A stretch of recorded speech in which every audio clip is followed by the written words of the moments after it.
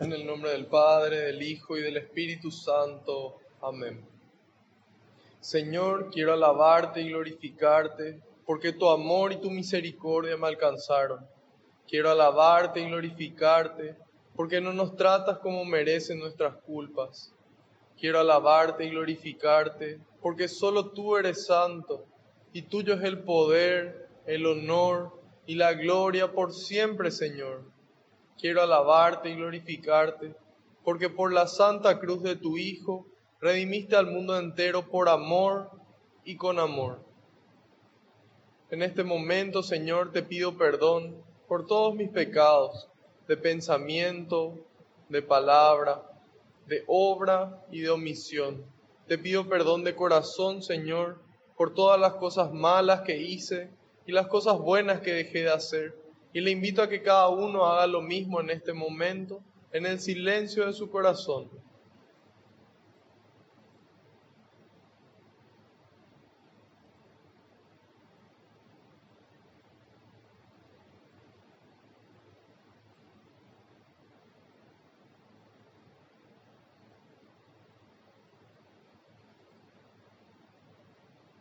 Te pido, Señor, que se cumpla tu palabra. Tú dijiste que donde dos o más se reúnan en tu nombre, ahí vas a estar vos presente, Señor. Y aquí estamos más de dos. Y sabemos que aunque no te podamos ver, tú estás aquí entre nosotros, contento, muy contento de que podamos conocer un poco más de tu palabra, un poco más de tu mensaje, un poco más de tu persona, Señor. Te pido que tú vayas por delante, Jesús, que puedas allanar los caminos, que puedas arar la tierra de nuestra mente y nuestro corazón, para que esta semilla que se va a sembrar, que es tu palabra, pueda dar fruto y fruto en abundancia. En algunos el 30, en otros el 60, en otros el 100%, Señor. Yo te pido que yo crezca por completo y sea tu Espíritu Santo el que me inunde.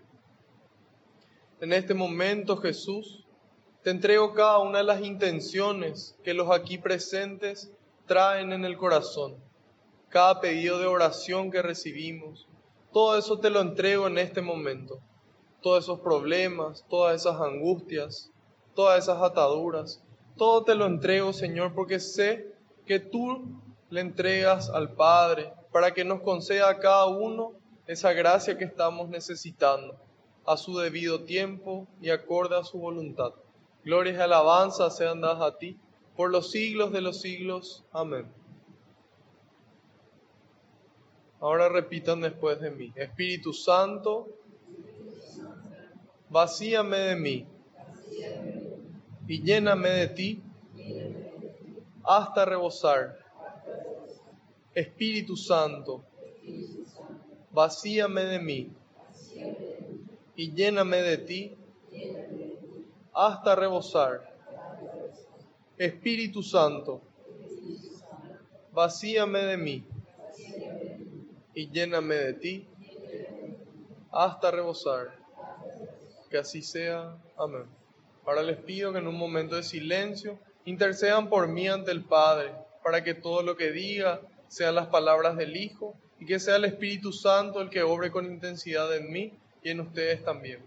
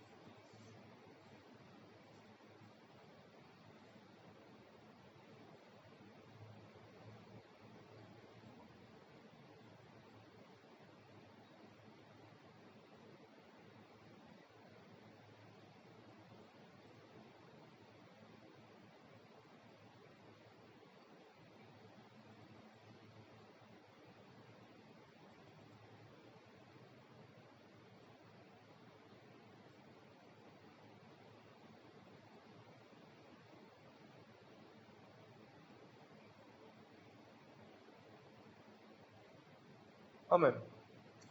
Salmo 27.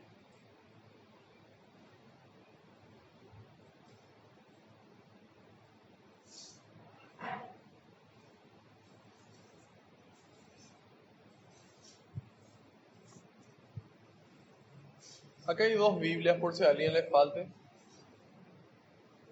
Pueden pasar a agarrar. Esta es igual.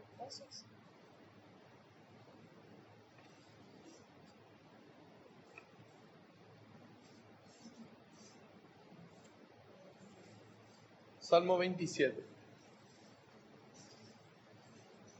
Junto a Dios no hay temor. El Señor es mi luz y mi salvación. ¿A quién he de temer? Amparo de mi vida es el Señor. ¿Ante quién temblaré? Cuando los malvados se lanzan contra mí para comer mi carne, ellos, mis enemigos y contrarios, tropiezan y perecen. Si me sitia un ejército contrario, mi corazón no teme. Si una guerra estalla contra mí, aún tendré confianza. Una cosa al Señor solo le pido, la cosa que yo busco es habitar en la casa del Señor mientras dure mi vida, para gozar de la dulzura del Señor y cuidar de su santuario, porque Él me dará asilo en su cabaña en tiempos de desdicha, me ocultará en el secreto de su tienda y me alzará sobre la roca. Y ahora mi cabeza se levanta sobre mis enemigos que me cercan. Jubiloso en su carpa, ofreceré sacrificios con aclamaciones. Quiero cantar, tocar para el Señor. Señor, oye la voz con que a ti clamo. Escucha por piedad. Mi corazón de ti me habla diciendo, procura ver su faz. Es tu rostro, Señor, lo que yo busco. No me escondas tu cara. Con enojo a tu siervo no rechaces. Eres tú mi defensa. No me abandones, no me dejes solo, mi Dios y Salvador. Si me abandonaran mi padre y mi madre, me acogería al Señor. Enséñame, Señor, tus caminos y guíame por sendero llano. Líbrame del afán de mis contrarios, pues contra mí se levantan falsos testigos que lanzan amenazas. La bondad del Señor espero ver en la tierra de los vivientes. Confía en el Señor, ánimo, arriba, espera en el Señor. Palabra de Dios. Alabamos, Señor. Bueno, este salmo empieza diciendo, el Señor es mi luz y mi salvación. ¿A quién he de temer? Para mí este es un salmo muy representativo y muy significativo. A mí me llega mucho este salmo, especialmente esta primera estrofa. El Señor es mi luz y salvación. ¿A quién he de temer? Hay veces que nosotros tenemos miedo y es natural que así sea. Sin embargo, cuando ese miedo nos paraliza y nos impide a nosotros hacer las cosas que tenemos que hacer, entonces ese miedo no viene de Dios, ¿sí? Hay veces que Dios, para que nosotros seamos prudentes, permite que nosotros tengamos miedo, ¿sí? En cambio, desde el momento en el que ese miedo me paraliza y no me permite realizar la voluntad de Dios, es categórico que viene del enemigo. Entonces, cuando yo siento ese miedo de hacer bien las cosas por alguien o por alguna causa, es el momento de invocar este salmo y decir, el Señor es mi luz y mi salvación. El Señor con mayúscula, el Rey de Reyes, el Señor de Señores, el dueño de la vida y de la muerte. Él es mi luz y mi salvación. Después dice, amparo de mi vida es el Señor. ¿Ante quién temblaré? Solíamos dar el ejemplo de que si tenemos un guardaespaldas bien grande, ¿verdad? Como no sé, John Cena o Mike Tyson, o alguno que la gente pueda tenerle miedo, ¿verdad? Es probable que nosotros nos vayamos tranquilos por la vida sabiendo de que la roca es el que nos cuida las espaldas, ¿verdad? Entonces, imaginemos que es Dios mismo y no una persona el que nos cuida. ¿Con cuánta más seguridad podemos caminar en nuestro día a día, ¿verdad? Y dice, cuando los malvados se lanzan contra mí para comer mi carne, ellos, mis enemigos y contrarios, tropiezan y perecen. Si me rodea, dice otras traducciones, si me rodea un ejército contrario, mi corazón no teme. En este caso, cuando el rey David escribe este salmo, él tenía enemigos físicos que le rodeaban. Y eran realmente personas que tenían muchas ganas de matarle y de quedarse con todo su reino y con sus riquezas. Y él, con la confianza que tenía en Dios, él escribe este salmo y dice, mi corazón no teme. Hoy en día, acá en Paraguay, tal vez no tengamos enemigos físicos que busquen nuestra muerte, pero ya San Pablo nos viene a decir en la carta a los Efesios, en el capítulo 6, de que nuestra lucha no es contra enemigos de carne y sangre, es decir, contra enemigos humanos, sino contra las fuerzas sobrehumanas y espirituales del mal. Entonces ahí nos invita a colocarnos esa armadura de Dios. Entonces, en el momento en el que nosotros sentimos un combate, muchas veces contra la pereza, de no levantarnos a hacer lo que tenemos que hacer, o de querer dormir en el momento en el que tenemos que orar, o en el momento en el que nuestra soberbia no nos deja pedir perdón, o no nos deja perdonarle al que se equivocó, dándonos cuenta que nosotros también muchas veces nos equivocamos, o las veces que no sé, sea la lujuria o la ira los que nos ataquen, ellos quieren vernos por el suelo. Entonces es en ese momento en el que nosotros nos acordamos de que el Señor es mi luz y mi salvación. Y eso me trae paz. ¿Sí? Y dice, si una guerra estalla contra mí, aún tendré confianza. Una cosa, una sola, le pido al Señor, dice. No le pide dinero, no le pide salud, no le pide personas. Una sola cosa le pide el rey David. Ese hombre acorde al corazón de Dios, le pide al Señor y dice, una cosa al Señor solo le pido. La cosa que yo busco es habitar en la casa del Señor mientras dure mi vida. Qué mejor deseo que ese, ¿verdad? ¿Y qué hay en la casa del Señor? San Pablo nos dice en su carta a los Romanos, capítulo 14, versículo 17, el reino de Dios no es comida, no es bebida, no es nada material, sino que es alegría, paz y justicia en el Espíritu Santo. Entonces, eso es lo que nosotros queremos tener durante toda nuestra vida. Finalmente, ¿quién no quiere ser feliz? Hasta las personas que no creen en Dios quieren ser felices. En cambio, nosotros tenemos la oportunidad de tomar el camino que nos lleva a la felicidad plena. Y dice, habitar en la casa del Señor para quejarme porque es larga la misa y el coro canta desafinado. No, no dice eso, ¿verdad? Dice, para gozar de la dulzura del Señor. ¿Para qué quiero habitar en la casa? Para gozar de la dulzura del Señor. De ese Padre bueno que me ama, que me espera, que me perdona, que me provee de la gracia para vivir cada día. ¿Sí? Entonces, ¿para qué quiero vivir en la casa del Señor? Para gozar de su dulzura y cuidar de su santuario, dice. Nosotros dijimos de quién es el santuario por excelencia. Nosotros, el hombre, la mujer. San Pablo nos dice, ¿ustedes no saben acaso que son templo del Espíritu Santo? Entonces, nosotros estamos llamados a cuidar este templo, ¿sí? Con las cosas que nosotros vemos, con las cosas que nosotros escuchamos, con las cosas que nosotros leemos. Todo eso cuida una parte del templo que es nuestra mente. También estamos llamados a cuidar nuestro cuerpo, porque el Señor tiene una misión para nosotros, para cada uno de nosotros. Y es importante que podamos cuidar el templo, porque si el templo no funciona, poco tiempo va a durar la misión, ¿sí? Si yo estoy con sobrepeso, no puedo caminar mucho para llevar la palabra del Señor. Si yo estoy enfermo, por alguna consecuencia, no puedo servirle durante mucho tiempo al Señor. Entonces es importante que yo cuide ese templo.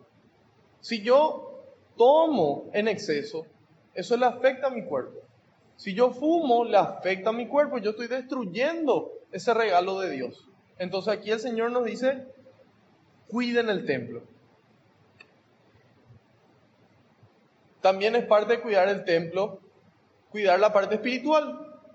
Hoy en día está, pero no de moda, está súper de moda diferentes corrientes filosóficas, diferentes prácticas, como por ejemplo el yoga.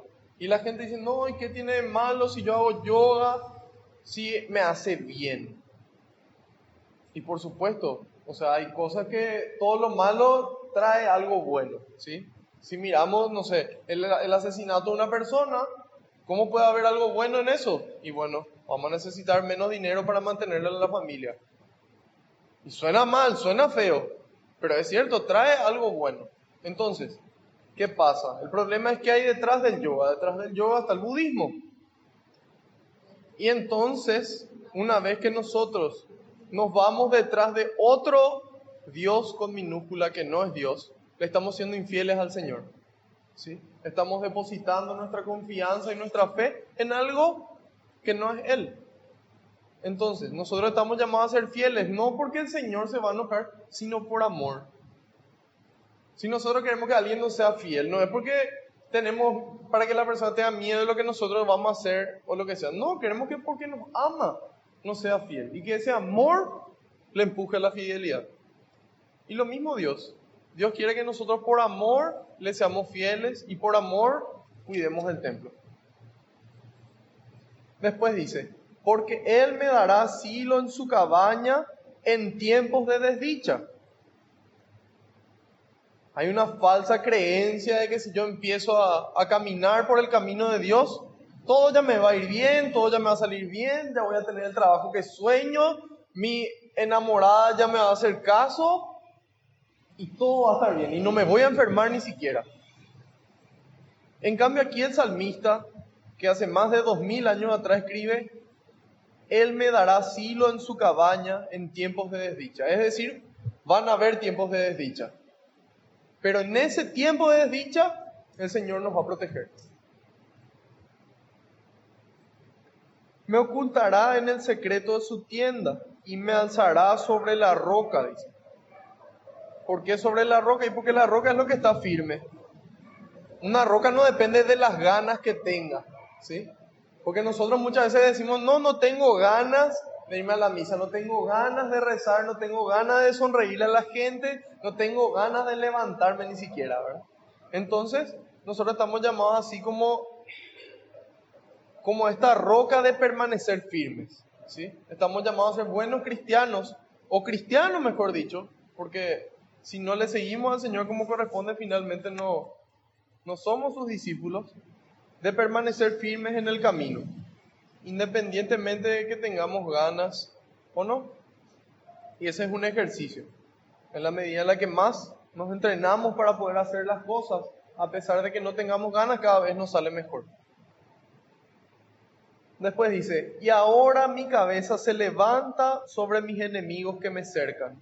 Jubiloso, contento en su carpa, ofreceré sacrificios con aclamaciones. ¿Qué sacrificio será que quiere el Señor que nosotros hagamos hoy? Que matemos chanchos, vacas, gallinas, palomas. ¿O qué sacrificio será que el Señor quiere que nosotros hagamos? Evidentemente que el sacrificio que es agradable a Dios, más todavía en este tiempo de cuaresma, en este tiempo de penitencia, es el sacrificio de nuestra propia vida. Es el sacrificio de nuestro tiempo, de nuestras energías para amarle al prójimo. Entonces son esos los sacrificios que nosotros tenemos que hacer. Pero no de mala gana, no irme a visitar a un hospital y me voy porque me tengo que ir. No, tenemos que hacerlo de la mejor forma. Jubilosos, contentos. No es hacer nomás las cosas, es hacerlas con alegría, es ponerle ese amor que recibimos de Dios. Quiero cantar, tocar para el Señor. Quiero poder demostrarle mi amor de todas las formas que sean posibles. Señor, escucha la voz con que a ti clamo. Escucha porque soy bueno y todos los mandamientos los cumplo. ¿Dice eso? No dice eso. ¿Por qué le pide al Señor que le escuche? Por piedad. No porque yo soy bueno, no porque yo hago, no porque yo cumplo, no porque yo. No. Él nos ama no porque nosotros seamos buenos, sino porque Él es bueno. Entonces, cuando nosotros entendemos eso, empezamos a dejar de cumplir y empezamos a amar. Porque podemos cumplirle a Dios sin amarle. Pero Dios no quiere que nosotros le cumplamos, Dios quiere que nosotros le amemos. Y en la medida en la que amamos, cumplimos la ley. Eso dice San Pablo. El que ama ha cumplido ya toda la ley. Y ahí se nos facilita el camino. Finalmente es amar. Y dice, escucha por piedad. Por piedad. Esa actitud humilde. De acudir al Señor sabiendo que Él me escucha porque Él me ama. Fin. Mi corazón de ti me habla diciendo, procura ver su faz. Procura. Tenemos que procurar, tenemos que esforzarnos. Tenemos que esforzarnos. En Josué 1:9, el Señor nos da una orden, no nos da una recomendación, no nos da un consejo, a ver si nosotros queremos o no queremos. En Josué 1:9 el Señor dice, yo te mando que seas valiente y esforzado. Es decir, yo te ordeno que no seas caigüe en nuestro paraguayismo, ¿verdad? Yo te ordeno, no es, no Señor, pero lo que pasa pues es que demasiado calor hace. Lo que pasa es que demasiado frío hace. Lo que pasa es que, no, Él nos manda que seamos valientes y esforzados en todo momento, ¿sí? Bueno, pero eso está difícil y suena imposible. Y por supuesto que es humanamente imposible. Entonces Él nos llama, nos invita a vivir en oración. Y que en todo momento esa oración nos dé la gracia para poder esforzarnos. Cuando menos ganas tenemos, cuando más sueño tenemos, nos dice en Mateo 26:41. Velen, manténganse despiertos y oren para no caer en la tentación. Entonces ese es el secreto, ¿sí? Constantemente oración. Es tu rostro, Señor, lo que yo busco. No me escondas tu cara. Con enojo a tu siervo no rechaces. Eres tú mi defensa. No me abandones, no me dejes solo, mi Dios y mi Señor. Si me abandonaran mi padre y mi madre, me acogería el Señor, dice. Imagínense, ustedes se imaginan a una madre que pueda abandonarle a su hijo bebé. ¿Ustedes se imaginan? Yo le conozco a una.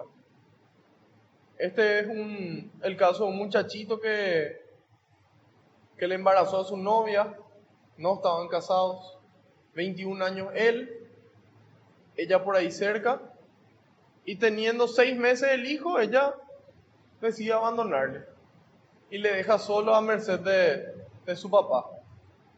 Y cuesta realmente imaginarse esa situación, cómo puede alguien abandonarle a su hijo. Pero sin embargo aquí nos dice que aunque el ser humano sea posible, sea capaz, y es capaz, Dios no nos va a abandonar. Jamás. Nosotros no podemos hacer absolutamente nada para que Dios nos ame menos. Sin embargo, en la medida en la que nosotros hacemos las cosas que tenemos que hacer, eso le alegra al Señor, ¿sí? Nuestra mamá, cuando nosotros somos un desastre, y somos borrachos, somos drogadictos, somos adictos a los videojuegos, nuestra mamá igual nos ama, igual nos quiere. Sin embargo, en la medida en la que vamos mejorando, eso le alegra, ¿sí? Dice, enséñame, Señor, tus caminos y guíame por sendero llano. ¿Cómo yo puedo saber hacia dónde me guía? Otra vez en la oración. Y dice, líbrame del afán de mis contrarios, pues contra mí se levantan falsos testigos que lanzan amenazas. Y ese es el demonio que lanza amenazas y nos dice, tu Dios no te escucha, tu Dios no existe. ¿Cómo si tu Dios existe ocurren estas cosas? Dios no te va a perdonar, seguí nomás pecando. ¿Para qué te vas a confesar si vas a volver a caer? Entonces esas son las amenazas que nos lanza el demonio. Y en el momento en el que recibimos esas amenazas, estamos llamados a orar. La bondad del Señor espero ver en la tierra de los vivientes. Espero. Tengo esa esperanza en Dios. Tengo esa esperanza de que lo mejor siempre está por venir. Esa es la actitud del cristiano, esa actitud positiva. Todo tiempo pasado fue mejor. Lamentable, patético. ¿Cómo todo tiempo pasado siempre fue mejor? Si Dios siempre tiene algo preparado para nosotros. Aquí dice, la bondad del Señor espero ver. Tengo que esperar, tengo que confiar en que es así. Confía en el Señor. Ánimo arriba. Espera en el Señor. Esa es la única forma de esperar alegres. Esperar en que Dios va a proveer lo que sea que tenga que proveernos. ¿Sí? Entonces, haciendo un resumen, junto a Dios no hay temor. El amor no le deja espacio al temor. Y si el Señor es mi luz y mi salvación, ¿a quién voy a temer? Si Dios está con nosotros, ¿quién contra nosotros? Carta a los Romanos, capítulo 8, versículo 31. ¿Hay hasta aquí alguna pregunta o algún comentario que quieran hacer?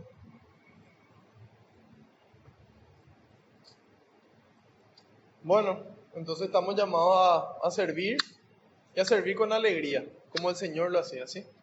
Pasamos a Lucas 13.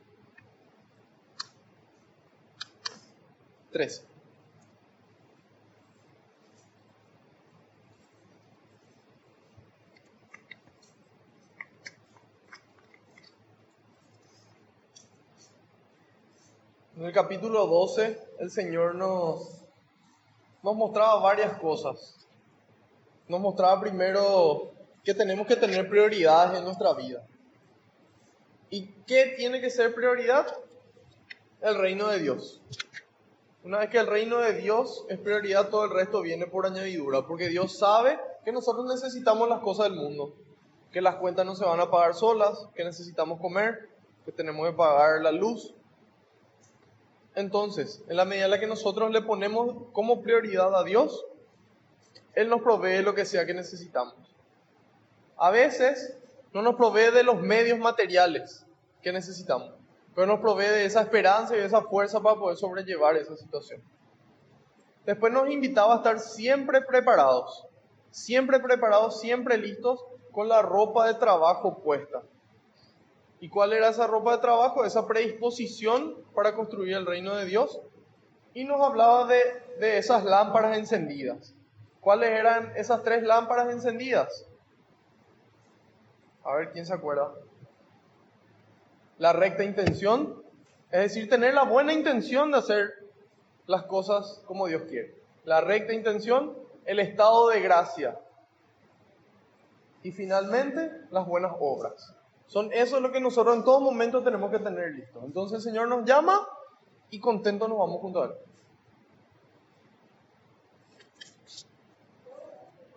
Sí, las tres lámparas. La recta intención, o la buena intención también puede, si te es más fácil. El estado de gracia y las buenas obras. Jesús avisó aquí y dice cómo son capaces de entender este mundo material, pero no lo espiritual. Y una vez que termina ese discurso, empieza diciendo: en ese momento, algunos le contaron a Jesús una matanza de Galileos. Pilato los había hecho matar en el templo, mezclando su sangre con la sangre de sus sacrificios. Jesús les replicó: ¿creen ustedes que esos galileos eran más pecadores que los demás porque corrieron semejante suerte? Yo les digo que no. Y si ustedes no renuncian a sus caminos, perecerán del mismo modo.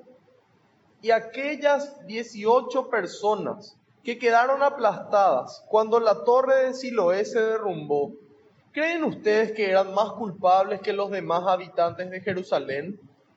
Yo les aseguro que no. Y si ustedes no renuncian a sus caminos, todos perecerán de igual modo. Jesús continuó con esta comparación. Un hombre tenía una higuera que crecía en medio de su viña. Fue a buscar higos, pero no los encontró. Dijo entonces al viñador: mira, hace 3 años que vengo a buscar higos a esta higuera, pero nunca encuentro nada. Córtala. ¿Para qué está consumiendo la tierra inútilmente? El viñador contestó: Señor, déjala 1 año más, y mientras tanto cavaré alrededor y le echaré abono. Puede ser que así dé fruto en adelante, y si no, la cortas. Un sábado Jesús estaba enseñando en una sinagoga. Había allí una mujer que desde hacía 18 años estaba poseída por un espíritu que la tenía enferma, y estaba tan encorvada que no podía enderezarse de ninguna manera. Jesús la vio y la llamó. Luego le dijo: mujer, quedas libre de tu mal. Y le impuso las manos. Al instante se enderezó y se puso a alabar a Dios. Pero el presidente de la sinagoga se enojó porque Jesús había hecho esta curación en día sábado y dijo a la gente: hay 6 días en los que se puede trabajar. Vengan pues en esos días para que los sanen, pero no en día sábado. El Señor le replicó: ustedes son unos falsos. ¿Acaso no desatan del pesebre a su buey o a su burro en día sábado para llevarlo a la fuente? Esta es hija de Abraham, y Satanás la mantenía atada desde hace 18 años. ¿No se la debía desatar precisamente en día sábado? Mientras Jesús hablaba, sus adversarios se sentían avergonzados. En cambio, la gente se alegraba por las muchas maravillas que le veían hacer. Jesús continuó diciendo: ¿a qué puedo comparar el reino de Dios? ¿Con qué ejemplo podría ilustrarlo? Es semejante a un grano de mostaza que un hombre tomó y sembró en su jardín. Creció y se convirtió en un arbusto, y los pájaros del cielo se refugiaron en sus ramas. Y dijo otra vez: ¿con qué ejemplo podría ilustrar el reino de Dios? Es semejante a la levadura que tomó una mujer y la metió en 3 medidas de harina hasta que fermentó toda la masa. Jesús iba enseñando por ciudades y pueblos mientras se dirigía a Jerusalén. Alguien le preguntó: Señor, ¿es verdad que son pocos los que se salvarán? Jesús respondió: esfuércense por entrar por la puerta angosta, porque yo les digo que muchos tratarán de entrar y no lo lograrán. Si a ustedes les ha tocado estar fuera, cuando el dueño de casa se levante y cierre la puerta, entonces se pondrán a golpearla y a gritar: Señor, ábrenos. Pero les contestará: no sé de dónde son ustedes. Entonces comenzarán a decir: nosotros hemos comido y bebido contigo, y tú has enseñado en nuestras plazas. Pero él les dirá de nuevo: no sé de dónde son ustedes. Aléjense de mí todos los malhechores. Habrá llanto y rechinar de dientes cuando vean a Abraham, a Isaac, a Jacob y a todos los profetas en el reino de Dios, y ustedes en cambio sean echados fuera. Gente del oriente y del poniente, del norte y del sur, vendrán a sentarse a la mesa en el reino de Dios. ¡Qué sorpresa!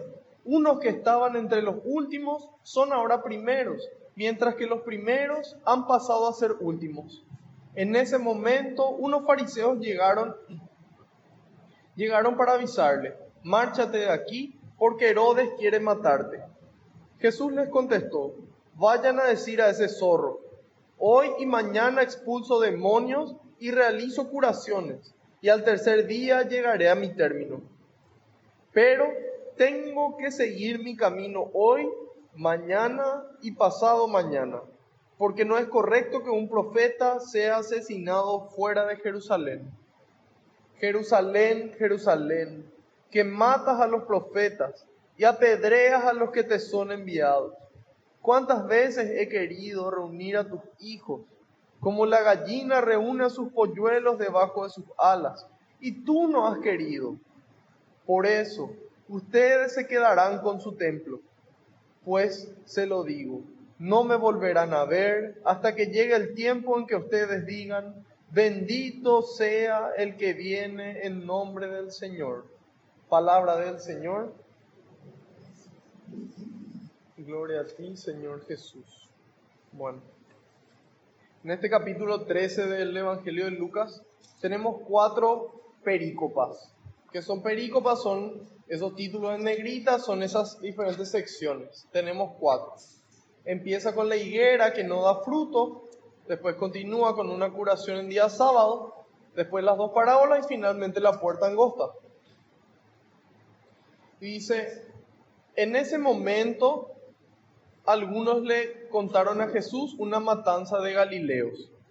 Esta matanza de estos Galileos que la llevó a cabo Pilato se narra en el capítulo 5 del libro de los Hechos de los Apóstoles. Y ahí se narra de que habían personas que se manifestaban en contra de lo que se hacía mal, ¿sí? Primero, se manifestaban en contra de los sacrificios que no eran a Dios. Y también se manifestaban en contra de llamarle Señor al César, porque Señor era solamente Dios. Entonces, por esos motivos directamente fueron sacrificados. Y dice, Pilato los había hecho matar en el templo, mezclando su sangre con la sangre de sus sacrificios. ¿Qué sacrificio hacía Pilato? Los sacrificios que hacía Pilato eran sacrificios humanos, de repente también podría ser de animales, que era para el bien y la salud de los romanos, primero del César y del pueblo romano, ¿sí?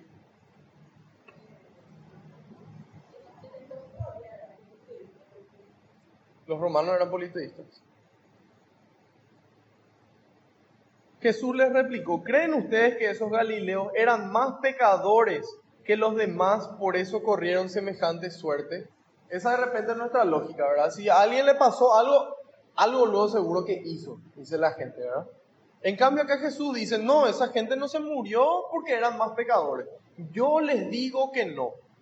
Entonces, Jesús acá nos aclara de que no necesariamente algo malo que ocurre es porque sea más pecador o no, ¿sí?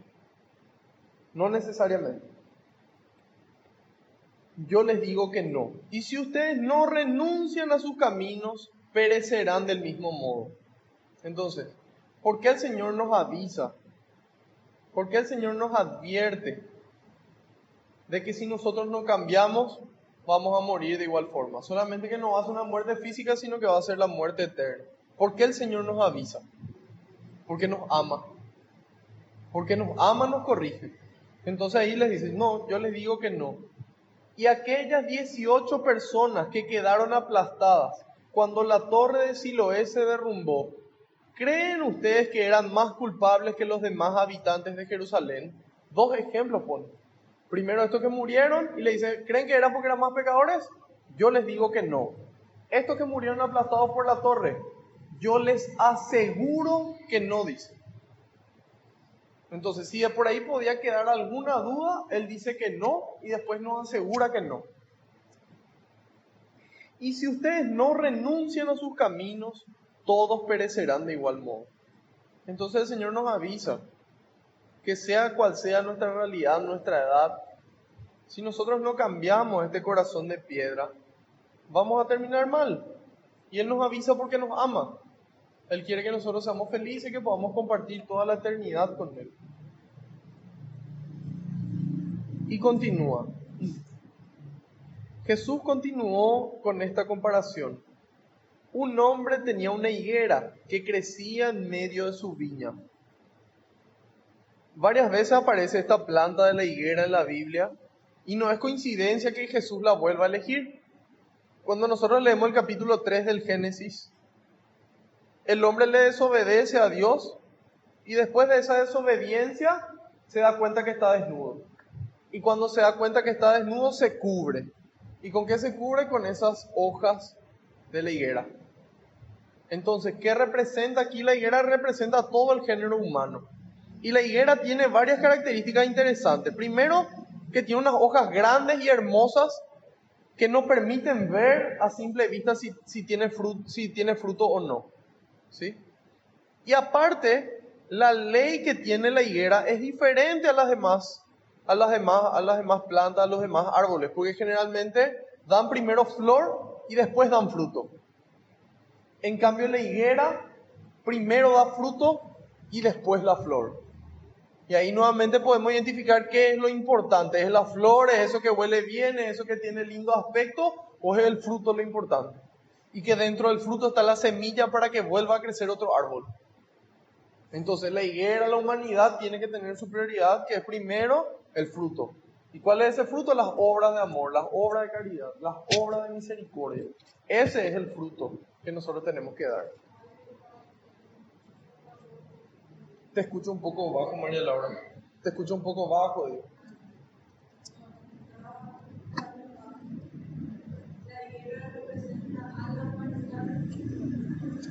Al género humano, a toda la humanidad. Al hombre. Y dice, aquí hay un detalle también que Siloé significa enviado. Y esta torre de Siloé también hay santos y hay doctores de la iglesia que nos interpretan que esta torre de Siloé de cierta forma es Jesús y que la gente que no cree en Él, bueno, vive bajo el peso de su conciencia, vive bajo las consecuencias de sus actos malos que no logran liberarse.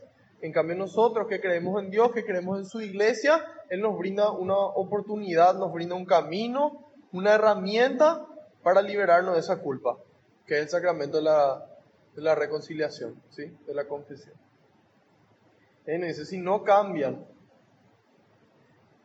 va a venir esa muerte eterna. Y después dice, esa higuera estaba en la viña del Señor. Y dice, fue a buscar higos. Un hombre fue a buscar higos, pero no los halló. ¿Quién es ese? El Padre, que viene a buscar esos frutos de amor. ¿Sí? Esas cosas buenas que nosotros hicimos durante nuestra vida. Y dice, pero nunca encuentro nada. No encuentro. Yo confié en esta persona, le di inteligencia, le di amor, le di recursos, pero no veo sus obras buenas. ¿Para qué vamos a seguir utilizando recursos en este lugar? Córtala. ¿Para qué está insumiendo la tierra inútilmente? El viñador contestó, Señor, déjala un año más. Mientras tanto cavaré alrededor y le echaré abono. Bueno, aquí 3 años tiene varios significados. 3 años es lo que duró la predicación de Jesús. Y 3 años también los santos nos interpretan que son 3 etapas, ¿sí? La etapa de la humanidad antes de la ley, antes de los 10 mandamientos, después la época después de la ley, durante la ley y finalmente la época de la gracia, ¿sí? De la gracia, del amor. ¿Qué amor? Romanos 5:5. El amor ha sido derramado en nuestros corazones por el Espíritu Santo que se nos ha dado, ¿sí? Entonces, Dios primero habla a través de los profetas, luego viene la ley y finalmente escribe la ley en nuestro corazón, ¿sí? Entonces, esos son esos 3 años, son esas 3 etapas de la humanidad, donde durante todos esos años Dios quiso encontrar esos frutos. Al comienzo era solamente la conciencia, después ya tenían la ley y después ya tenemos el Espíritu de Dios que nos mueve, que nos guía. Entonces, durante todas esas épocas, durante todos esos años, el Señor busca. Muchas veces no encuentra. Pero ¿qué pasa? Jesús pide misericordia por nosotros. ¿Sí? Jesús pide misericordia por nosotros. Y nos dice, Señor, un año más. Señor, un día más. Déjame a mí cavar. Déjame a mí trabajar en su corazón. Déjame a mí derramar este amor. Y le echaré abono, dice. ¿Qué pasa? ¿Qué es lo que es el abono? ¿Cuál es el abono de nuestras vidas? ¿Cuál es nuestro desecho? ¿Qué es lo que apesta en nosotros? El pecado, ¿sí? ¿Y qué es lo que hace Dios con el pecado? Le derrama amor. ¿Y qué pasa cuando se juntan el amor con el pecado? Nace el dolor. Y cuando a mí me duele lo que alguien me hace es porque yo le amo a esa persona. Si viene un desconocido en la calle y me dice algo muy malo, probablemente ni siquiera me afecte. ¿Por qué? Porque yo no le amo a esa persona. En la medida en la que más le amo a esa persona y esa persona me falla, más me duele. Más amor, más dolor. Directo, ¿verdad? Entonces ahí nosotros podemos dimensionar que el dolor que sintió Jesús es el dolor máximo. ¿Por qué es el dolor máximo? No físicamente. Físicamente seguramente hubo personas y hay personas que recibieron torturas peores. Pero el amor de Jesús es el amor de Dios. Es el amor infinito. ¿Qué pecado carga Jesús? Todo el pecado del mundo, de toda la historia de la humanidad, de todos los que estuvieron, los que están y los que van a estar hasta su segunda venida. Ese es el pecado que Jesús carga. Entonces ahí se une el amor infinito de Dios con el pecado del mundo entero y nace el dolor más grande que una persona puede llegar a experimentar. Y ese es el dolor que sintió Jesús por nosotros, por amor, porque si no, no le iba a doler. Entonces, ¿qué hace el Señor? Derrama su amor en nuestros corazones para que nosotros sintamos dolor de las cosas que hacemos mal y que eso nos lleve a arrepentirnos, eso nos lleve a cambiar de camino para siempre, ¿sí? Entonces, ¿qué quiere el Señor? Llenarnos con su amor, que ese amor nos haga sentir ese dolor por las cosas que hacemos mal y eso nos empuje a nosotros a mejorar, a salir de ese estiércol, a salir de ese abono y a empezar a vivir en la gracia de Dios, ¿sí? Y dice, puede ser que así dé fruto en adelante. El Señor tiene esperanza en nosotros. Por eso trabaja. Él tiene esperanza que nosotros en algún momento dejemos de ser un desastre. Y que empecemos a ser pecadores que no ejercen. Porque vamos a ser pecadores hasta la muerte, ¿sí? Pero con la gracia de Dios podemos dejar de ejercer. Y podemos dejar de ejercer bastante bien, con su amor. Entonces eso es lo que quiere el Señor. Cada día que nos despertamos es porque el Señor dice, un día más, Señor. Y nosotros a veces o muchas veces no lo aprovechamos. El Señor hoy nos vuelve a invitar. En esta cuaresma, en este tiempo, en este día, hoy nos vuelve a invitar. Y dice, no sé si ya está ahí alguna pregunta o algún comentario. Está todo bastante claro, ¿eh? Dice, un sábado Jesús estaba enseñando en una sinagoga. Había allí una mujer que desde hacía 18 años estaba poseída por un espíritu que la tenía enferma. 18, vuelve a aparecer este 18. ¿Por qué 18 años? Bueno, y hay varios santos otra vez que nos traen luz, porque ellos tenían tiempo, como ellos no tenían Facebook, no tenían Instagram, no tenían Spotify, podían escudriñar las escrituras, ¿sí? Y podían irse profundo y oraban más y le escuchaban mejor a Dios. Entonces nosotros hoy escuchamos lo que ellos tienen para decirnos. Gracias, Señor, por ellos y perdón por tan poco. ¿Por qué 18 años? Bueno, esa es la multiplicación de 6 por 3. ¿Qué es 6? 6 días es lo que en el sexto día fue creado el hombre, en el Génesis. El séptimo día descansó. Entonces, en el sexto día fue creado el hombre. ¿Y por qué 3? Por la Santísima Trinidad, por las 3 personas y un solo Dios verdadero. Entonces, en la medida en la que nosotros, el hombre que fue creado en el sexto día, vive fuera de esa Trinidad, vive fuera de esa presencia de Dios, vive fuera de ese amor de Dios, está constantemente sufriendo. Y nunca puede encontrar esa felicidad plena. Hasta que después Jesús te ve y te llama. Y te sana. Sí, son las 3 personas. Entonces dice, 18 años estaba poseída por un espíritu que la tenía enferma, dice. Y estaba tan encorvada que no podía enderezarse de ninguna manera. Muchas veces eso somos nosotros, que queremos enderezarnos, queremos ser felices a toda costa, a veces tomando, a veces parreando, a veces, no sé, saltando de aviones, como a mí me gustaba tanto, hasta que el Señor me mostró hasta dónde puede llevarnos Él. Y ahí uno toma una decisión. Y depende de cada uno de esa decisión. Acá podemos estar amigos, familia, parejas, lo que sea. La decisión es personal, ¿sí? Nosotros acá venimos a escuchar lo que Dios tiene para decirme a mí y a vos. No al vecino, no al otro, no a mi tío, no a mi... Oh, ¿cómo? Qué bueno sería que... No. ¿Qué tiene para decirme a mí el Señor hoy? Y a mí me ve. Dice, Jesús la vio. Ahí nos damos cuenta de lo que hacía el Señor y de cómo hacía las cosas. Él le veía a las personas. Para Él no era un número más, no era un enfermo más. Era una persona. Es una hija de Abraham, es una hija de Dios. Y nosotros muchas veces no le vemos así a la gente.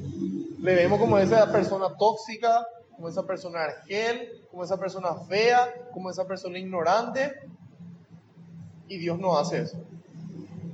Jesús no hace eso. Entonces nosotros estamos llamados a seguir el ejemplo de Jesús.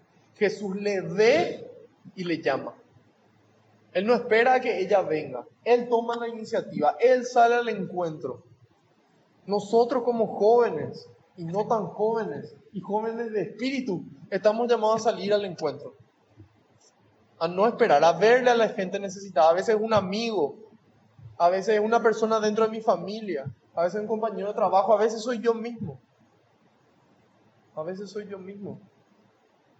Y estamos llamados a poder ver eso. Pero eso implica una pausa. Eso implica un stop. Porque si no, yo no veo. Como vemos en las películas, si vos te estás yendo a 1000, al costado se ve todo borroso, ¿verdad? En cambio, si yo quiero disfrutar, tengo que bajar la marcha. Entonces el Señor nos invita a verle a las personas. Y nos llama a nosotros y nos ve a cada uno de nosotros. Hay veces que pensamos que nadie nos ve. Dios nos ve. Nos llama. Uno a uno. Y le dijo, mujer, quedas libre de tu mal. Él decreta eso. ¿Qué es decretar? Es una orden. Él proclama eso. ¿Por qué? Porque Él es rey. Y Él dice, mujer, quedas libre de tu mal. Y a nosotros hoy nos dice, mujer, quedas libre de tu mal. Hombre, quedas libre de tu mal. Al instante se enderezó y se puso a alabar a Dios. Y eso es lo que Dios quiere obrar en mi vida y en tu vida. Y depende de cada uno abrirle la puerta. Porque Él nos dice, mira que estoy a la puerta y llamo. Al que me abre. No dice, yo pateo la puerta y entro como tenga que ser. No, yo toco. Y al que me abre, entraré y cenaré con Él y Él cenará conmigo. Entonces, ¿qué pasa? Después le reclama a Él. Porque salta el presidente de la sinagoga y dice lo siguiente. Se enojó el tipo. Porque Jesús había hecho esta curación en día sábado. Imagínense, una persona que lleva 18 años sufriendo es sanada. Y en vez de alegrarnos de la sanación del prójimo, yo me enojo. Y ahí nos damos cuenta de la envidia que sentía este presidente de la sinagoga por lo que hacía Jesús. Y por la reacción de la gente. Ahí dice, en cambio la gente se alegraba, dice. Entonces, ¿qué pasa? Por envidia, agarra y dice, hay 6 días para trabajar, vengan pues en esos días, pero no en sábado. El Señor le replicó, ustedes son unos falsos. ¿Acaso no desatan del pesebre a su buey o a su burro en día sábado para llevarlo a la fuente? Es decir, a un animal le dan más importancia que a una persona. A las cosas materiales, porque finalmente ese animal representa plata, ¿verdad? Y nosotros muchas veces decimos, no, yo no tengo para poner en la limosna, para poner en la ofrenda, porque después, ¿qué va a comer mi familia? Y somos caraduras, porque nos vamos a cenar, nos vamos a una fiesta, nos vamos a cualquier cosa y gastamos muchísimo más dinero de lo que ponemos en nuestra iglesia. Y nuestra iglesia necesita ese dinero. ¿Para qué? Y para construir, para mantener el templo, para darle de comer al pobre, para darle de vestir al que no tiene. Entonces, el Señor nos invita a ser generosos. a poner primero a la persona. Por eso dice, no el burro, no el buey, al Hijo de Dios. Y Satanás la mantenía atada desde hace 18 años. Entonces, el demonio tiene dos formas de actuar. Está la forma ordinaria, que es a través de la tentación. Nadie se salva de la tentación, ni Jesús se salvó de la tentación. Y Jesús nos enseñó cómo vencer esa forma ordinaria, a través de la palabra de Dios. El demonio le tienta con palabra de Dios y Jesús, en vez de darle una orden con el poder que él tenía para hacerlo, le responde con palabra de Dios. Nos enseña que a la tentación se le vence con palabra de Dios. Entonces, esa manifestación ordinaria del demonio se vence con palabra de Dios. ¿Cuál es la manifestación extraordinaria? Hay gente que se mete en cosas raras. Empieza a hacer hechizos, empieza a jugar la ouija, empieza a acudir al tarot, a que se le lea las manos, que se le tire las cartas. Y empiezan a acudir a personas que tienen poder. Y dice, pero funciona. Y claro que funciona si el demonio también tiene poder. El problema es que cuando se cumple eso que me anunciaron, se abre una puerta. Se le abre una puerta al enemigo, ¿sí? Se le abre una puerta al diablo, a Satanás, a Lucifer, como quieran llamarle. Y eso permite que en cierto momento él pueda tomar el control, ¿sí? Pueda llegar hasta un punto de la posesión completa, que también es lo que le ocurría a esta mujer. Y ahí nos muestra de que en esos casos hay que acudir a Dios. Nosotros en la iglesia tenemos a los sacerdotes, a ciertos sacerdotes específicamente elegidos para esta labor, que tienen el poder y la autoridad para ordenarle al demonio que se vaya y él salga, ¿sí? Entonces, esas son las dos formas en las que el demonio obra. En este caso dice, y Satanás la mantenía atada desde ya 18 años. A veces no nos ata con una posesión, pero nos ata con esa tentación. Nos ata con la pereza, nos ata con la lujuria, con la avaricia, nos ata con la envidia, nos ata con la avaricia, ya dije, ¿verdad? Vamos a empezar. Soberbia, envidia, lujuria, ira, gula, avaricia y pereza. Esos son los 7. Y a veces nos ata con varios al mismo tiempo. Entonces nosotros estamos llamados a orar y a conocer la palabra de Dios.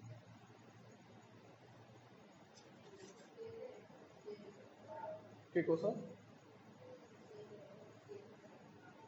Sí, o sea, en realidad hay infinitos hijos que pueden nacer de esas combinaciones. Entonces ahí le dice, no se la debía desatar precisamente en día sábado, en ese día que se le rinde culto a Dios. En ese día acaso no debería de ser. Entonces mientras que Jesús hablaba, sus adversarios se sentían avergonzados. En cambio la gente se alegraba por las muchas maravillas que le veían hacer. Le veían hacer. Entonces, ¿por qué la gente tiene que maravillarse? Por las cosas que nos ven hacer, ¿sí? Nuestros actos de amor tienen que maravillarle a la gente, que la gente no pueda creer, que pueda decir, ¿cómo una persona puede ser tan generosa? ¿Cómo una persona puede tener tanta paz? ¿Cómo una persona puede ser tan feliz en cualquier situación? Y tienen que quedarse maravillados, y esa tiene que ser nuestra vida. Entonces nuestra vida le tiene que maravillar, nuestros actos le tienen que maravillar a la gente. Y no por nuestro mérito, sino por la fuerza de Dios. Entonces, en la medida en la que la gente ve, la gente cree, la gente quiere y le empiezan a buscar a Dios. ¿Alguna pregunta o comentario hasta aquí? Bueno, excelente. Está trabajando a full el espíritu. Después Jesús nos presenta dos parábolas para que nosotros podamos dimensionar más o menos cómo es el reino de Dios. Y dice, Jesús continuó diciendo, ¿a qué puedo comparar el reino de Dios? ¿Con qué ejemplo podría ilustrarlo? Es semejante a un grano de mostaza que un hombre tomó y sembró en su jardín. Creció y se convirtió en un arbusto, y los pájaros del cielo se refugiaron en sus ramas. Muchos expertos en Biblia coinciden en que este grano de mostaza es la fe, ¿sí? Esa fe ¿qué es? El Señor otra vez nos regala la definición. Carta a los Hebreos, capítulo 12, versículo 1. O 11, versículo 1. Uno de los dos. Y dice, la fe es la certeza de lo que se espera. La fe es la certeza de lo que se espera. Que es lo mismo que estuvimos hablando ya en el Salmo. Ese verdaderamente creer que Dios tiene el poder. Creer que lo mejor está por venir. Ese creer es la fe. Esa fe es una virtud teologal. ¿Sí? Dios pone eso en nosotros. Nosotros de por sí no tenemos la capacidad de creer. Para nosotros todo tiempo pasado fue mejor. Eso somos nosotros. ¿Y qué te dice el Señor? Lo mejor siempre está por venir. Y esa es la fe que Él deposita. ¿Por qué hay gente que tiene más fe y gente que tiene menos fe? Simple, por lo que hicieron con ese grano que recibieron. ¿Y cuáles son las herramientas que el Señor nos regala para hacer crecer nuestra fe? Tenemos 4 y una quinta que apareció hace poco en mi listado. Primero, sacramentos. Número 1, sacramentos. Reconciliación y Eucaristía. Segundo, oración y ayuno. Primero, sacramentos, especialmente reconciliación y Eucaristía. Segundo, oración y ayuno. Tercero, lectura y meditación de la palabra de Dios. Lectura y meditación de la palabra de Dios. Cuarto, vida en comunidad. Vida en comunidad. Yo puedo hacer todo lo otro que si no tengo una comunidad me va a ser muy, muy difícil poder perseverar en la forma en la que Dios quiere. Y finalmente, la música. La música tiene un poder enorme para hacer crecer nuestra fe. Cuando nosotros escuchamos las alabanzas y escuchamos las músicas y los cánticos que se le hace a Dios, tiene un poder enorme para hacer crecer nuestra fe. ¿Sí? A través de los instrumentos musicales y de las melodías puede crecer nuestra fe. Entonces es muy importante que cuidemos lo que escuchamos. ¿Sí? Porque así como construye, también puede ir demoliendo a poco. ¿Sí? Entonces, 5 cosas para hacer crecer esta fe que el Señor nos regala. Primero, sacramentos. Prioridad 1. Prioridad 1. Es triste ver cómo siempre, o casi siempre, hay más mujeres que hombres en las misas comulgando. Y los hombres probablemente somos los que más necesitamos de eso, porque somos más bestias, ¿sí? Eso es genética. Nosotros 5 veces entre 5 y 10 veces la cantidad de testosterona tenemos en la sangre. ¿Cuánto más necesitamos ese alimento de Dios para poder controlarnos y cumplir la voluntad del Señor? ¿Sí? ¿Y quiénes son los que menos están ahí? Y nosotros. Es una vergüenza. ¿Sí? Entonces nosotros estamos llamados a dar ejemplo, a hacer lo que Dios quiere que nosotros seamos. Entonces, primero, sacramentos. Y las mujeres, bueno, también tienen que acudir a los sacramentos, categóricos, eso no hay nada que decir al respecto. Entonces, sacramentos, reconciliación y Eucaristía. Segundo, oración y ayuno para fortalecer la mente y el cuerpo. Tercero, lectura y meditación de la palabra de Dios. Cuarto, vida en comunidad. Quinto, música. ¿Sí? Bueno, entonces, y aquí nos dice que la medida en la que crece la fe, nosotros crecemos y después otra gente se puede apoyar en nosotros. Y después dice, y dijo otra vez, ¿con qué ejemplo puedo ilustrar el reino de Dios? Es semejante a la levadura que tomó una mujer y la metió en 3 medidas de harina, dice, hasta que fermentó toda la masa. Bueno, acá hay otra vez 2 interpretaciones. Una es que esta levadura es Jesucristo, que él al insertarse en la humanidad tiene la capacidad de hacer fermentarle a toda la humanidad. Y de cierta forma es cierto. Hoy estamos en el año 2020 después de Cristo. La otra interpretación es que a nosotros nos toca hacer levadura, ¿sí? A cada uno de nosotros nos toca insertarnos en la masa. Es muy fácil estar todos juntos, todo tranquilo acá, escuchando la palabra de Dios, conociendo lo que Dios quiere. Lo difícil es llevar lo que tenemos acá a nuestra vida diaria, a todos nuestros ambientes, inclusive en el trabajo. Entonces, harina, fermenta harina. ¿La harina puede hacer fermentar harina? ¿Qué opinan? No, ¿verdad? Es la levadura la que hace fermentar a la harina. ¿Qué implica eso? De que si yo quiero hacer fermentar algo, primero tengo que transformarme yo. Eso fue lo que Jesús le mostró, esa transfiguración, ese cambio, esa configuración de nuestro ser al ser de Cristo. De nuestra mente a la mente de Cristo. De nuestros sentimientos a los sentimientos de Cristo. Entonces, yo dejo de ser harina y me convierto en levadura para poder ir a fermentar la masa. No para quedarme con todo el resto de la levadura donde da gusto. No. Entonces, nosotros estamos llamados a este proceso de conversión. Nos dice, conviértanse, cambien sus caminos, mejoren, sientan mi amor, conéctense conmigo. Y en la medida en la que hacemos eso, nosotros nos transformamos y tenemos la capacidad después de transformar al resto. Porque si harina se va a tratar de hacer fermentar harina, te van a decir, no, pero vos lo haces esto, vos lo decís esto, vos sos el primero que tal cosa. Entonces no tenemos esa autoridad para poder cambiar. Una vez que nuestra vida cambia, vamos a tener la autoridad para poder invitarle a los demás al cambio. Entonces hasta ahora tenemos la higuera que nos da fruto, que nos invita a dar fruto. Después tenemos la curación en día sábado, que es lo más importante, es la persona, no los animales ni las cosas materiales. Ahora nos da una parábola de cómo es el reino. El reino es ese que recibe la fe y hace algo al respecto. Finalmente nos menciona que hay una puerta angosta. Y Jesús dice, iba enseñando por ciudades y pueblos mientras se dirigía a Jerusalén. ¿Por qué Jesús se iba a Jerusalén y no se iba a la Mesopotamia, no se iba a Tiro y Sidón, no se iba a Sodoma y Gomorra? ¿Por qué se iba a Jerusalén él? ¿Por qué no se iba a Roma? ¿Por qué se iba a Jerusalén? Porque su misión era irse a Jerusalén. ¿Y cómo él sabía cuál era su misión? En oración, el Padre le revelaba su voluntad. Si yo quiero saber qué Dios quiere, tengo que orar. Si no, no puedo pretender saber lo que Dios quiere. ¿Y cómo yo me doy cuenta si es su voz o no es su voz? Le conozco a Él, le conozco su palabra, le conozco cómo Él siente, cómo Él piensa, cómo Él actúa. Entonces yo reconozco la voluntad de Dios. Entonces ahí yo sé, ese es Jerusalén.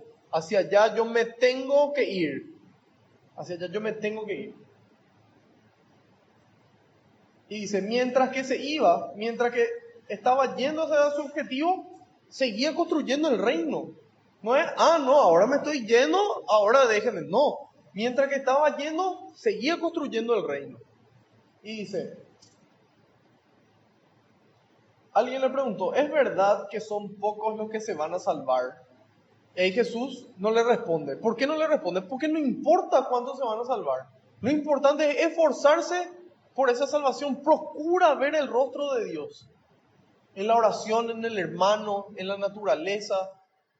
Procura, esfuérzate. Y ahí dice Jesús en el 24. Esfuércense, esfuércense. Yo te mando que seas valiente y esforzado. Esfuércense por entrar por la puerta angosta. No importa si son pocos o no los que se salvan. Lo importante es ese esfuerzo por entrar por la puerta angosta. Porque yo les digo que muchos tratarán de entrar y no lo lograrán. Si a ustedes les ha tocado estar fuera, cuando el dueño de casa se levante y cierre la puerta, entonces se pondrán a golpearla y a gritar, Señor, ábrenos. ¿Qué significa esto? El día de tu muerte va a venir el Señor y si vos no estás en estado de gracia, está jodido.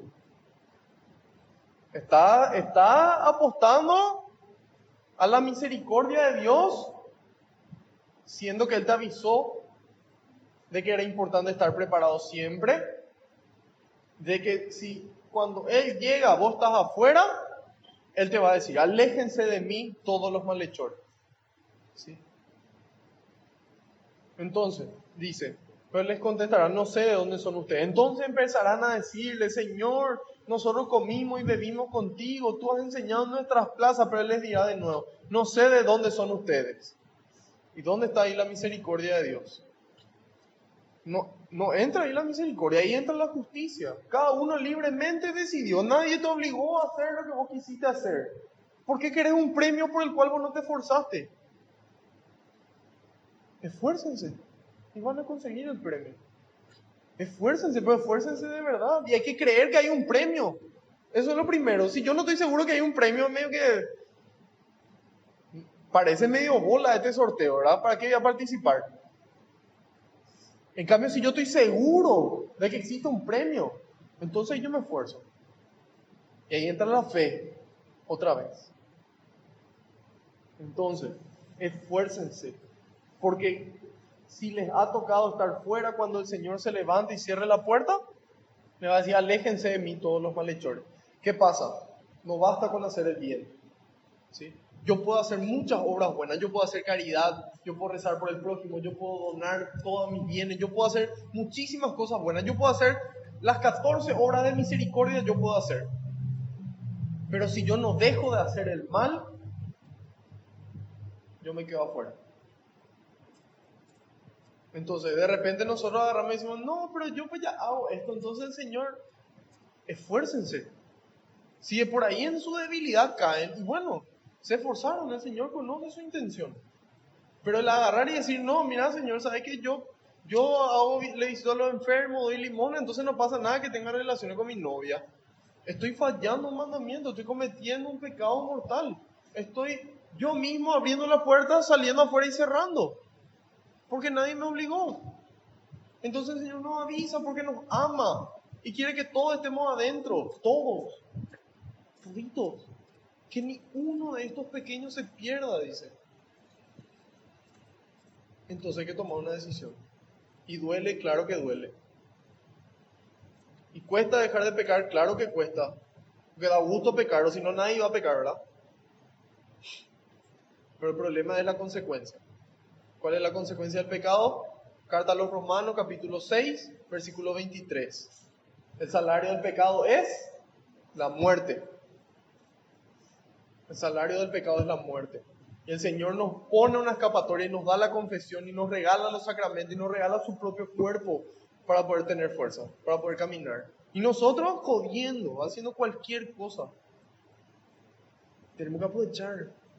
Tenemos que aprovechar. Esta es nuestra oportunidad.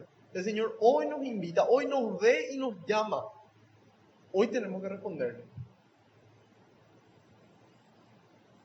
Y dice, por si ustedes dudan de que haya infierno, habrá llanto y rechinar de dientes cuando le vean a Abraham, Isaac y a todos los profetas en el reino de Dios. Y ustedes en cambio sean echados afuera. No es, ay, la misericordia de Dios y Él nos va a perdonar a todos. Es claro, Jesús. Dice, existe el infierno y ahí va a haber sufrimiento y van a sufrir cuando le vean a la gente que llegó. ¿Sí? Va a venir gente de todos lados, del oriente, del poniente, del norte, del sur, que se sentarán a la mesa. Van a venir judíos, musulmanes, protestantes, indígenas, católicos, ateos, agnósticos, van a venir de todos lados. ¿Por qué? Porque esos que no le conocieron a Dios van a ser juzgados por su conciencia. ¿Sí? San Pablo nos dice en su carta que los que no conocieron la ley no pueden ser juzgados por la ley, porque hace injusto. ¿Cómo yo le voy a juzgar a un indígena que no le conoce a Dios por los 10 mandamientos? No puedo. Entonces, la medida en la que más conozco, más difícil el juicio. Pero más bendición, más gracia, más fuerza, más armas, más todo. ¿Sí? Entonces dice, qué sorpresa, uno que estaban entre los últimos son ahora los primeros, mientras que los primeros han pasado a ser los últimos. En ese momento, unos fariseos llegaron para avisarle, márchate de aquí porque Herodes quiere matarte. ¿Qué dice él? Dice, Jesús les contestó, vayan a decirle a ese zorro, porque usa el zorro, bueno, ya le mencionamos al zorro en otra ocasión, el zorro es ese animal astuto y que nunca se deja amansar, ¿sí? Nunca puede ser un animal doméstico, nunca puede irse por el camino recto, ¿sí? Ese es el zorro. Entonces vayan a decirle a esta persona que evidentemente no se va a ir por el camino correcto, hoy y mañana expulso demonios y realizo curaciones, y al tercer día llegaré a mi término. Pero tengo que cumplir mi camino. Tengo que seguir mi camino. No dice, quiero seguir mi camino. Claro, ¿quién quiere irse a que le torturen y le crucifiquen y estar colgado 6 horas a punto de morir de asfixia? Nadie. Y que las personas que te crucifican son personas que ni siquiera viven como tienen que vivir. Nadie quiere eso. Pero él en oración ve cuál es su misión, en oración recibe la gracia de Dios, la fuerza que necesita para seguir su camino. Nosotros estamos llamados a seguirle. Él dice que no carga con su cruz y me sigue, no puede ser mi discípulo. El que quiera salvarse, se perderá. Y el que pierda su vida por mí, la salvará. Entonces, hoy el Señor dice, hoy y mañana cumplo mi deber. Hoy y mañana construyo el reino. Para que cuando me llame, todo esté listo. Pero tengo que seguir mi camino. Hoy, mañana y pasado. Porque no es correcto que un profeta sea asesinado fuera de Jerusalén. Jesús se quiebra de cierta forma. En otras partes dice que llora incluso. ¿Sí? ¿Por qué? Porque tanto se esfuerza por nosotros. Tanto se esfuerza por esta Jerusalén, por este pueblo de Dios. Tanto nos ama. Que dice, ¿cuántas veces he querido? Dice. ¿Cuántas veces he querido reunir a tus hijos? Como la gallina reúne a sus polluelos debajo de sus alas. Y tú no has querido. Dice. Dios siempre quiere. Dios siempre quiere. Pero yo no quiero. Y vos no querés. Y eso le apena a Dios. Y le hace llorar a Dios por todo el amor que derrama. Entonces su amor con nuestro pecado le hace sentir dolor a Él. ¿Sí? Y a los demás. Entonces el Señor dice, ¿cuántas veces he querido y tú no has querido? Y hoy nos invita a querer. Hoy nos invita a decirle que sí. No importa lo que hicimos antes. Y si ayer le dijimos que sí y hoy sí otra vez. Y si ayer le dijimos que no y no importa. Hoy. ¿Qué dice? Por eso ustedes se quedarán con su templo. Ustedes se quedarán con lo que es valioso para ustedes. Donde está su tesoro, ahí está su corazón. Donde ustedes quieran, ahí se van a ir. ¿Sí? Por eso ustedes se quedarán con su templo. Si su templo es su templo donde Dios vive, se van a preocupar por eso. Y por el templo del otro. En cambio, si para mí el templo es la construcción, es lo material, y bueno, ustedes se quedarán con eso. Pues se lo digo, no me volverán a ver hasta que llegue el tiempo en que ustedes digan, bendito sea el nombre del Señor. ¿A alguien le suena esa frase? Por favor que sí. Por favor que sí, porque si no estamos muy mal. Muy mal, ¿verdad? Y tenemos que empezar allá, catequesis para la primera comunión. Dice, bendito sea el que viene en nombre del Señor. ¿Cuándo se dice eso? En las misas, en todas las misas. En todas las misas. Entonces el Señor venció a la muerte. Y en el cielo todos cantan, bendito sea el que viene en nombre del Señor. Y en la misa nosotros también cantamos eso. Y en cada misa Él nos dice, ahí me verán. En la Eucaristía, ahí está su cuerpo, ahí está su sangre. Esperando a que nosotros estemos limpios para poder recibirle. ¿Qué puede ser más importante que eso? Yo no logro imaginarme qué puede ser más importante que eso. Y ahí nos damos cuenta de que tanto le amamos al Señor. Y si no le amo tanto y le pido al Señor. Y si no tengo fe, le pido al Señor. Y si no tengo X, le pido al Señor. Y acostumbrarse a pedir. Él es este papá bueno que te ama. Y porque te ama, por piedad, te concede las cosas. Y ese es nuestro Dios. ¿Sí? Ningún Dios con minúscula tiene el poder de hacerle volver a alguien de la muerte que tiene 4 años pudriendo. 4 días pudriéndose. Marta le dice, mira Señor que ya se está pudriendo. Y él le dice, no te he dicho que si crees verás la gloria de Dios. Si crees, la fe, el grano de mostaza, construir, verle, todo está unido. Es una sola verdad. Nosotros tenemos la gracia de recibir todo y tenemos la bendición de tener a los santos y a los ángeles y todos dándonos ejemplo, intercediendo por nosotros. Aprovechemos. Tenemos que aprovechar. Esta es nuestra oportunidad. Hoy el Señor te ve y me ve y nos llama. Ya depende de cada uno si hay que decidir abrirle o no. ¿Sí? No sé si hay algún comentario o alguna pregunta. Vamos a darle gracias a Dios.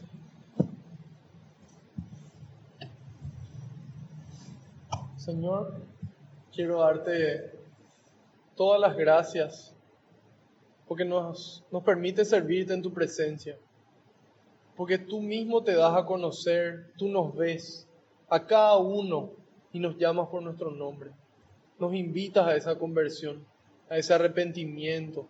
Derramas tu amor en nuestros corazones para que podamos sentir el dolor por lo que hacemos mal y que ese dolor nos empuje a ser mejores, nos empuje a parecernos cada día más a vos. Te pido, Señor, que con la oración podamos permanecer siempre conectados contigo, recibiendo tu gracia y conociendo tu voluntad. Te doy gracias, Señor, por toda la bendición que se derramó aquí. Te pido que se derrame también por todos los que quisieron venir y no pudieron por algún motivo. Y también, Señor, por los que no quisieron venir y no vinieron, porque son una oportunidad para dar testimonio de tu amor para nosotros. Te pido, Señor, que todas las palabras que se pronunciaron se queden grabadas en nuestra mente y en nuestro corazón, que podamos aceptarlas y llevarlas a la práctica, para que un día, Señor, podamos llegar a tu casa y quedarnos adentro para siempre. Gloria y alabanza sean dadas a ti por los siglos de los siglos. Amén. Y te decimos todos juntos: Padre nuestro que estás en el cielo, santificado sea tu nombre. Venga a nosotros tu reino. Hágase tu voluntad en la tierra como en el cielo. Danos hoy nuestro pan de cada día. Perdona nuestras ofensas, como también nosotros perdonamos a los que nos ofenden. Y no nos dejes caer en la tentación, y líbranos del mal. Amén. Madre Santa, Virgen Santísima, te damos gracias por amarnos cada día, por interceder por nosotros, pedir para nosotros las mayores de las gracias. Te damos gracias por mostrarnos siempre el camino a Jesús para que podamos hacer lo que Él nos dice. Dios te salve María, llena eres de gracia, el Señor es contigo, bendita tú eres entre todas las mujeres, y bendito es el fruto de tu vientre, Jesús. Santa María, Madre de Dios, ruega por nosotros los pecadores, ahora y en la hora de nuestra muerte. Amén. Haciendo caso al pedido del Papa, rezamos a San Miguel Arcángel. San Miguel Arcángel, defiéndenos en la batalla. Sé nuestro amparo contra la perversidad y acechanzas del demonio. Reprímale Dios, pedimos suplicantes.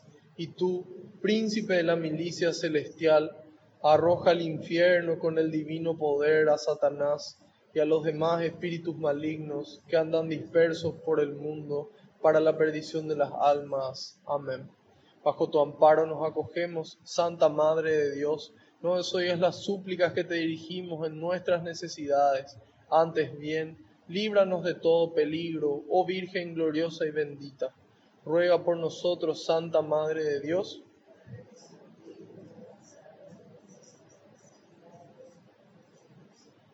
María, auxiliadora de los cristianos. Sagrado Corazón de Jesús. Gloria al Padre, al Hijo y al Espíritu Santo.